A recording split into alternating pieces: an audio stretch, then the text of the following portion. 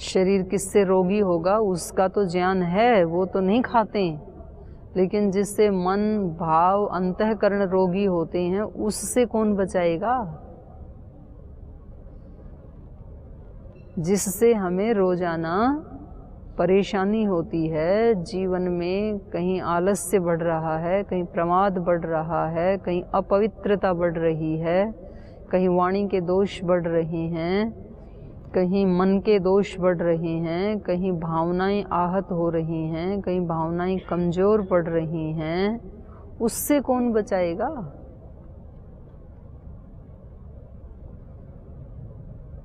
तो हमें ज्ञान, ये ज्ञान की तो सारी महिमा चल रही है 2-3 दिन से,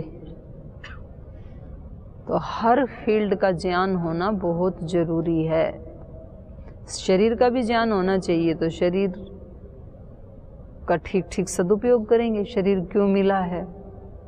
शरीर के आहार का भी ज्ञान होना चाहिए कि शरीर को कैसे स्वस्थ रखा जाए, क्या खाना चाहिए, क्या नहीं खाना चाहिए, कितना खाना चाहिए, कब खाना चाहिए, कब नहीं खाना चाहिए, वो भी ठीक है। फिर उसके साथ साथ शरीर के साथ साथ इंद्रियां भी तो हैं, तो इंद्रियों का भी हमें ज्ञान हो कि मेरे को इतनी इंद्रियां मिली हैं, क्यों मिली हैं, किस प्रयोजन से मिली हैं, उसका प्रयोजन मैं सिद्ध कर रहा हूँ या नहीं कर रहा हूँ तो कितना कर रहा हूँ, कितने प्रतिशत पूरा कर रहा हूँ कि 50% कि 60% या 10%, और अधूरा कर रहा हूँ तो उसके पीछे क्या कारण है। यदि उसके पीछे अज्ञान और असावधानी, प्रमाद, ये यदि कारण हैं तो उनको कैसे हटाया जा सकता है। फिर इंद्रियों के साथ मुझे एक मन भी मिला है, वो मन क्यों मिला है, उसका मन का मुझे कहाँ प्रयोग करना है, कैसे करना है। फिर उसके साथ एक बुद्धि भी मिली है, उसके साथ प्राण भी मिला है, उसके साथ साथ मैं आत्मा तो हूँ ही। फिर इस शरीर को, आत्मा को एक समाज में रहने के लिए भगवान ने मुझे कहाँ पैदा किया है, फिर वहाँ पैदा करके भी किन गुरुओं के पास लेके आ गई है नियति मेरी। अब मुझे जीवन में क्या करना है, समाज के साथ मेरा क्या संबंध है, परिवार के साथ क्या है, संस्था के साथ क्या है, अपने आप के प्रति मेरा क्या उत्तरदायित्व है, मेरे प्रति क्या संबंध है, ईश्वर के प्रति क्या संबंध है। ये सारे फील्ड का ज्ञान जिसको होगा वो फिर, क्योंकि अलग अलग क्षेत्र के अलग अलग बंधन होते हैं, जैसे बंधन अलग अलग फील्ड के अलग अलग हैं, ऐसे ही मुक्ति भी अलग अलग फील्ड से करनी होती है। मुक्ति कोई एक फील्ड से इधर से छलांग लगा के उधर पहुंच गई ये मुक्ति है, ऐसा थोड़ी है। पृथ्वी से उठे और ऐसे चले गए ऊपर ऊपर ऊपर ऊपर, चंद्रमा के पार मुक्त हो गए, ऐसे नहीं है। मुक्ति भी स्टेप्स में होती है। शरीर के रोगों से मुक्ति, इंद्रियों के दोषों से मुक्ति, प्राण के दोषों से मुक्ति, भावनाओं के दोषों से मुक्ति, बुद्धि के स्तर पे मुक्ति, ऐसी मुक्ति होती है। तो शरीर के दोष क्या क्या हैं, उन सब से मुक्त होना। फिर इंद्रियों के दोष क्या क्या हैं, कभी वाणी के दोष हैं किसी के अंदर दृष्टि का दोष है, किसी के अंदर और किसी इंद्रिय का दोष है, उससे मुक्ति। ऐसे मुक्त होता है व्यक्ति, एक एक घटक से मुक्त होना पड़ता है। और फिर प्राण के दोषों से घृणा, द्वेष, हताशा, निराशा, अहंकार, अभिमान, अपने आप का अवमूल्यन करना, अपने आप का ओवर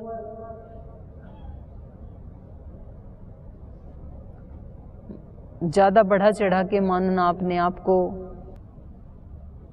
ये सारे प्राण के दोष हैं। तो इनसे मुक्ति एक एक से, तो ये सारी ज्ञान की ही महिमा बता रहे हैं ये। तो उसमें भी फिर कई उपाय बताए थे कि सारी इंद्रियों को संयत करके, श्रद्धा इसमें सबसे बड़ा कारगर उपाय है। श्रद्धावान जो होता है, तो एक श्रद्धावान सारे दोषों को हटा देता है, क्योंकि उसकी श्रद्धा जब सबके प्रति है तो सब लोग अपनी अपनी उसको शक्ति दे देते हैं, और उस शक्ति से फिर वो व्यक्ति उससे पार निकल जाता है। जैसे मानो कि किसी गांव में कोई गरीब व्यक्ति रहता है, उसके पास ना कोई मकान है, ना नौकरी है, ना उसके पास कोई पशुधन है, ना उसके पास कोई सोना चांदी जेवर धन है, कुछ नहीं है उसके पास, और उसको अपनी बेटी की या बेटे की शादी करनी है तो उसके पास तो कोई साधन ही नहीं है, मकान भी नहीं है, कहाँ करे। लेकिन उसके दिल में सब गांव वालों के प्रति बहुत श्रद्धा है, विनम्रता है, सेवा का भाव है, सबके साथ वो प्रीति बना के रखता है। तो अब जिनके पास मकान है, कोई बड़ा हॉल है, वो कहेगा कि हमारे यहाँ के कर लो, वो दे देंगे ना उसको एक दिन के लिए। किसी के पास खाने पीने का कोई जमींदार है, उसके पास बहुत खाद्य सामग्री है, तो वो कहेंगे भोजन का प्रबंध हम कर देंगे। किसी के पास वस्त्र आदि की दुकान है या बहुत उनके पास सामर्थ्य, वो कहेंगे कि इसमें सारे वस्त्र जो भी लगेंगे वो हम दे देंगे। तो ऐसे करते हैं ना, और सब लोग मिलकर के उसकी बेटी की शादी कैसी हो जाएगी, जो धनवान की बेटी की शादी भी नहीं होती है ऐसी हो जाती है उसकी, उससे भी अच्छी हो जाती है। तो एक श्रद्धा ने उसके सारे काम बना दिए, एक भी शुभ गुण होता है, तो इसलिए यहाँ इन्होंने श्रद्धा को सबसे ऊपर रखा। ज्ञान भी, क्योंकि हर फील्ड का ज्ञान होना, तो ये तो बहुत लंबा चौड़ा प्रोसेस है, क्या क्या पढ़ेंगे। अब शरीर विज्ञान को जानने के लिए आप डॉक्टरेट करो,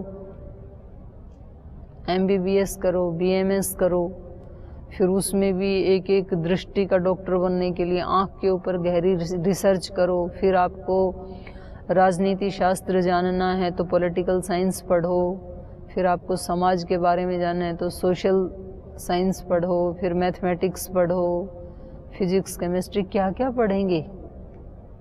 तब तो जीवन ही नहीं बचेगा, पढ़ते पढ़ते हमारा विद्याएं तो बच जाएंगी, जीवन खत्म हो जाएगा।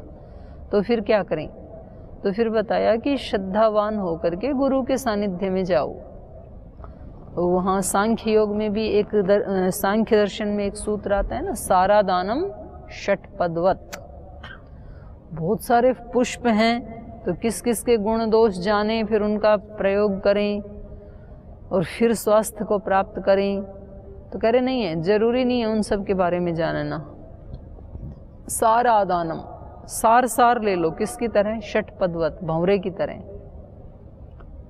मधुमक्खी की तरह। षटपद कहते हैं भंवरे को। भ्रमर क्या करता है, सब फूलों का सार सार ले लेता है और फूलों की भी कोई हानि नहीं करता है।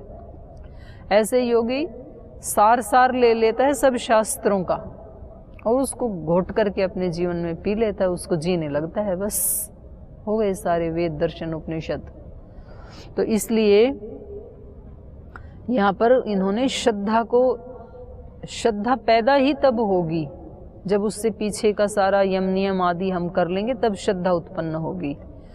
तो यहाँ श्रद्धा के साथ साथ ज्ञान, इसकी मनाही नहीं की जा रही है, ज्ञान का तो प्रसंग ही चल रहा है। तो यहाँ इन्होंने बताया था अज्ञश्च अश्रद्धानश्च, दोनों ही बोला ना। अज्ञानी को भी नहीं होगा सुख और अश्रद्धावान को भी नहीं होगा। तो ज्ञानी भी बनना है और श्रद्धावान भी बनना है। श्रद्धावान तो ज्ञानी के बिना हो ही नहीं सकता है। पहले कोई व्यक्ति ज्ञानी होगा तभी तो वो श्रद्धावान बनेगा। तो ज्ञानी तो होना ही होना है, पर कभी कभी ऐसे होता है कि ज्ञान पुस्तक आदि से तो ले लेता है व्यक्ति, लेकिन उसके अंदर श्रद्धा उत्पन्न नहीं होती है। तो इसलिए इन्होंने कहा अज्ञश्च अश्रद्धानश्च संशयात्मा विनश्यति, और संशयात्मा, इन तीन का नाश होता है, इसलिए तीन को छोड़ना है, नहीं बनना है। ऐसे व्यक्ति को न अयम लोको अस्ति न परो न सुखम, ऐसा जो संशय आत्मा है। तो संशय आत्मा आप कहोगे कि जी हम तो संशय आत्मा नहीं है, हम तो संशय करते ही नहीं है, हम तो सब सत्य मानते हैं, जो शास्त्रों में लिखा है, जो हमारे गुरुजन बताते हैं, जो वेद में लिखा है, जो गीता में लिखा है, हम तो सबको सत्य मानते हैं, हम संशय नहीं करते हैं। लेकिन जीते भी तो नहीं है वैसा, मानते हैं तो जीना चाहिए, उसको मानना कहेंगे। यदि आप जीते नहीं हैं तो इसका मतलब आप मानते भी नहीं हैं, फिर आपको संशय है, क्योंकि मान लेंगे तो जीवन में आएगा। यह एवं वेदस एवं भवति, जो ऐसा जानता है वो वैसा हो जाता है।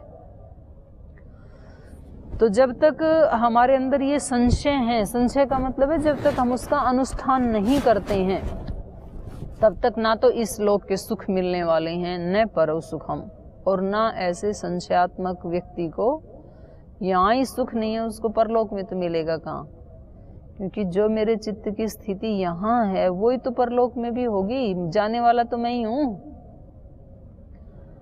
लोक में कोई चेतना थोड़ी ही है। इसलिए कोई ब्रह्मचारी बोलते हैं जी हमारे को उस गुरु जी के पास जाना है, उस आश्रम में जाना है, हिमालय में जाना है। तो फिर मैं यही बताती हूँ कि जाने वाले तो आप ही हो। जो आप यहाँ हैं वही आप तो वहाँ भी होंगे। आप में तो अंतर नहीं आएगा, स्थान में तो अंतर आ जाएगा, पर जो स्थान का उपभोग करने वाला वो तो सेम है। तो यदि आप यहाँ उसको प्राप्त कर सकते हैं तो वहाँ भी कर सकते हैं, यहाँ नहीं कर सकते तो वहाँ भी नहीं कर सकते। अपने मन को ठीक किसको करना है? स्थान को करना है कि मुझे करना है? मुझे करना है ना, तो मुझे करना है तो मैं ठीक करके ही उस स्थान पे जाऊं। हम क्या विचार कर लेते हैं कि जब मैं वहां जाऊंगा तो मेरा मन ठीक हो जाएगा, और फिर हम वहां जाते हैं तो हमारा मन ठीक हो जाता है। तो हमें क्या लगता है कि इस स्थान ने मेरे मन को ठीक कर दिया। स्थान ने मन को ठीक नहीं किया, आपने पहले कंडीशन ही अपने मन की वो बना ली थी। आपके उस विचार ने आपको ठीक किया है। आपने अपने आप को ये विचार दे दिया था कि जब मैं वहां जाऊंगा तब मैं ठीक हो जाऊंगा, तो आप वहां चले गए और ठीक हो गए। ये ही क्रिएशन यदि आप यहाँ बैठे बैठे दे देते अपने आप को कि मेरे को वहां जाना भी है तो ठीक होकर के जाना है, ऐसी स्थिति में नहीं जाना है, तो आप ठीक होके भी वहां जा सकते थे। तो सुख दुख हमें विचार देते हैं, हमारी प्रोग्रामिंग देती है। हम क्या अपने मन को योजना देते हैं, क्या प्रोग्रामिंग देते हैं, उससे हमारे सुख या दुख होते हैं। कोई व्यक्ति कैसा व्यवहार करता है, हम कहते हैं कि जब ये ऐसे व्यवहार करेंगे तो फिर मेरे को दुख होगा, ये हमने पहले तय कर रखा है, तो फिर हमें दुख होगा। एक व्यक्ति के जीवन में थोड़ी कोई प्रतिकूलता आती है, वो बोलता है मेरे चारों तरफ से मेरे जीवन में संकट घिराए हैं, तो वो जो भी सिचुएशन है वो सारी संकट का रूप ले लेंगी। एक व्यक्ति बोलता है मेरे जीवन में आजकल कृपाओं की झड़ी लगी हुई है, चारों तरफ से कृपाएं बरस रही हैं, तो जो भी प्रतिकूल परिस्थिति है वो कृपा का काम करके चली जाएंगी। फिर तो जैसा हम सोचते हैं वैसा फिर वो हो जाता है। तो इस लोक में जो ज्ञानी हैं, श्रद्धावान हैं, विश्वास करने वाले लोग हैं, वो इस लोक में भी सुखी रहते हैं, और जो यहाँ सुखी है वो वहाँ भी सुखी रहेगा। जाने वाला तो वही है ना, और जो यहाँ सुखी नहीं है वो वहाँ भी नहीं है, कहीं भी नहीं है, क्योंकि सुख दुख का क्रिएशन करने वाला मैं स्वयं हूँ, दूसरा नहीं है कोई भी। और जब तक दूसरों के ऊपर ब्लेमिंग करते रहेंगे, इसके कारण हुआ, इसके कारण हुआ, तो वो चेहरे बदलते रहेंगे, आपके सुख दुख में कोई चेंज नहीं आएगा। आज इसके कारण होता था तो वहां जाकर के उसके कारण होगा, फिर वहां जाकर के तीसरे के कारण होगा, वो तो कोई ना कोई तो आएगा सामने। तो आगे फिर ये बता रहे थे, पहले कर्म योग को इन्होंने महत्ता दी, फिर उसके बाद बताया कि ऐसे अंधाधुंध कर्म नहीं करना है, उससे भी कुछ नहीं मिलेगा, ज्ञान पूर्वक कर्म करना है। फिर कहा ज्ञान और कर्म केवल इतना ही नहीं, श्रद्धा पूर्वक भी करना है।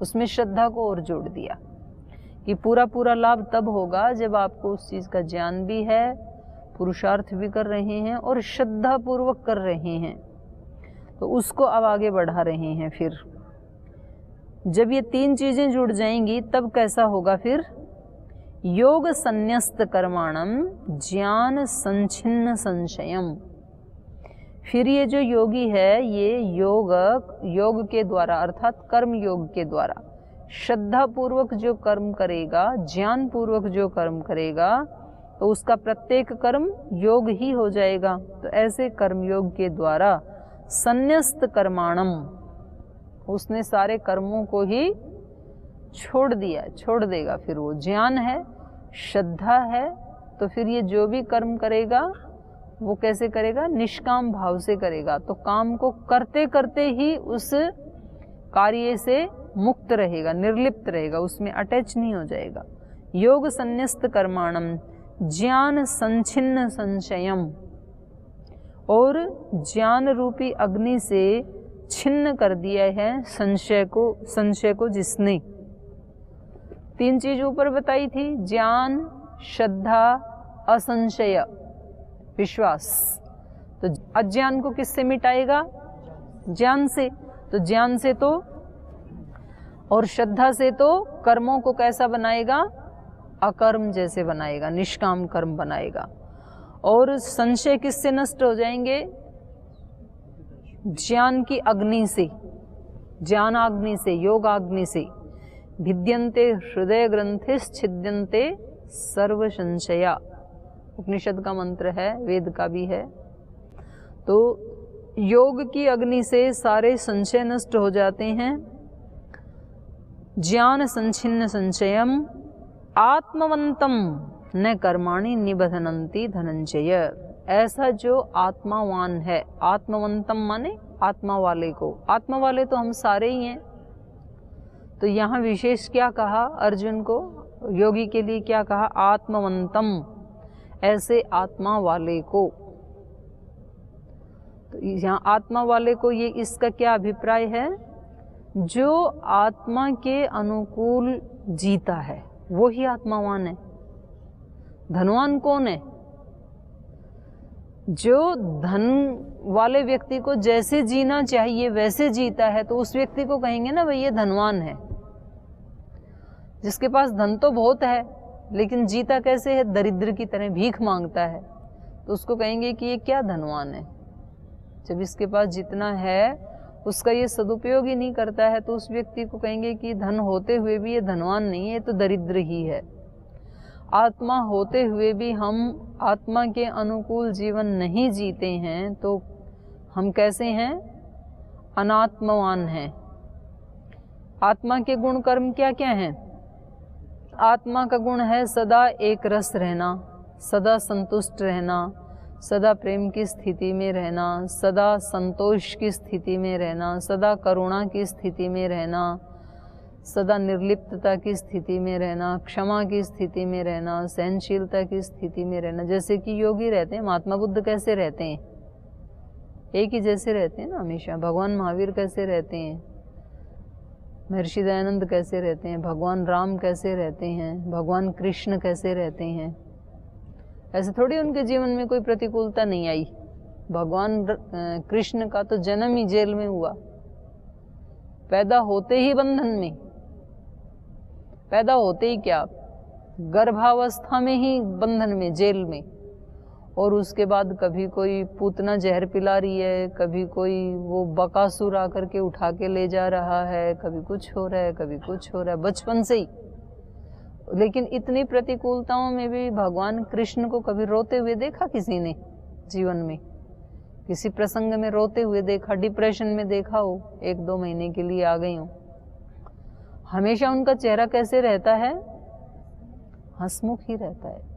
तो एक स्थिति में रहना, ये किनका काम है? आत्मावान का काम है। ये जो आत्मवंत, आत्मा वाले हैं, वो योगी सदा एक ही रस में रहते हैं। वो ऊपर नीचे नहीं होते कि अनुकूलताएं आती हैं तो फिर थोड़ा सा घमंड आ जाता है, और यदि कभी किसी ने डांट दिया तो फिर दुखी हो जाते हैं, फिर रोते हैं, फिर किसी से बात नहीं करते हैं, फिर वो 5-4 दिन में उसको नॉर्मल करते हैं।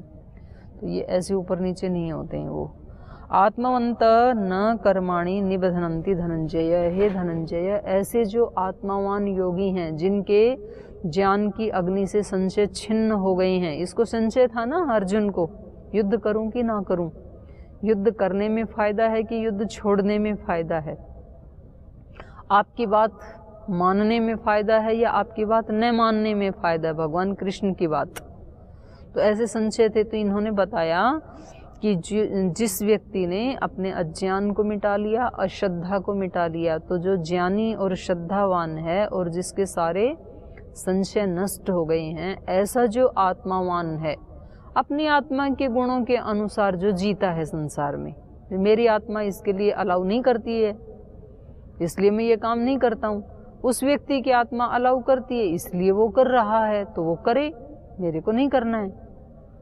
ऐसे जो जीता है, तो हे धनंजय कर्माणि न निबधनंती, उसको कर्म बांधते नहीं है। कर्म तो करता है, वो निठल्ला नहीं होता है, लेकिन वो कर्म कैसे होते हैं, उसके बंधन के कारण नहीं होते, मोक्ष के कारण होते हैं। वो उसको और ज़्यादा ऊंचा उठाते ही जाते हैं, और ज़्यादा आनंद में पहुंचाने वाले होते हैं जो निष्काम सेवा करता है। तस्मात् अज्ञान संभूतम हृतस्थम ज्ञानासीनात्मनः छित्त्वा एनं संशयं योगम आतिष्ठ उत्तिष्ठ भारत। अंतिम श्लोक में कह रहे हैं उत्तिष्ठ भारत, इसलिए है अर्जुन उठ, इतना तो समझा दिया, अब तो उठ। तस्मात् अज्ञान असंभूतम, इसलिए तू अज्ञान से उत्पन्न, अज्ञान संभूतम हृतस्थम, हृदय में स्थित जो अज्ञान है, और उस अज्ञान से ही क्या उत्पन्न हो जाते हैं, संशय। अर्जुन को संशय उत्पन्न हो रहा था ना, मानूं कि ना मानूं इनकी बात। तो ये संशय किससे उत्पन्न होता है, हृदय में स्थित जो अज्ञान है, अज्ञान के कारण। तो कहा तस्मात् अज्ञान संभूतम हृतस्थम, अज्ञान के कारण हृदय में उत्पन्न होने वाले इस संशय को ज्ञान असीना आत्मनः, असी मतलब तलवार, तो ज्ञान असीना, ज्ञान रूपी तलवार से, ज्ञान रूपी तलवार से आत्मनः अज्ञानम हृतस्थम संभूतम, आत्मा की जो अज्ञान की स्थिति है उसको ज्ञान असीना छित्त्वा, ज्ञान रूपी तलवार से नष्ट करके, एनम संशयम, इस संशय को ज्ञान रूपी आत्मा का जो ज्ञान है, आत्मनः ज्ञान असीना, आत्मा की ज्ञान रूपी तलवार से इस संशय को नष्ट कर दे। जब हृदय में अज्ञान होता है तो हृदय में फिर संशय उठते हैं, और जब आत्मा में ज्ञान हो जाता है, आत्मा तो ज्ञान स्वरूप ही है, तो वो हृदय के अज्ञान को हटा देता है, तो वो ज्ञान ही अभिव्यक्त हो जाता है। इसलिए यहाँ पर कहा आत्मन ज्ञान असीना। ये संशय किस कौन से ज्ञान से मिटेंगे, ज्ञान असीना, इतना भी तो कह सकते थे, आत्मन ज्ञान असीना ऐसे कहा। तो कौन से वाले ज्ञान से, ज्ञान की तलवार से संशय दूर होंगे हमारे, भीतर के ज्ञान से, आत्मा के ज्ञान से, पुस्तक वाले ज्ञान से नहीं होंगे। पुस्तकें जो पढ़ते हैं ना, वो फिर हम भूल जाते हैं। तो ये वाला ज्ञान हमारा रक्षा तो करता है, लेकिन पूर्ण रक्षा नहीं करता है। तो कौन सा ज्ञान पूर्ण रक्षा करता है, आत्मा से उत्पन्न जो ज्ञान है वो पूर्ण रक्षा करता है। इसलिए कहा आत्मने ज्ञान असीना एनम संशयम छित्त्वा योगम आतिष्ठ, आत्मा के ज्ञान रूपी तलवार से इस संशय का नाश करके योगम आतिष्ठ, योग में स्थित हो जा, योग में ठहर जा। योगम आतिष्ठ उत्तिष्ठ, इसलिए उठ और योग में स्थित हो।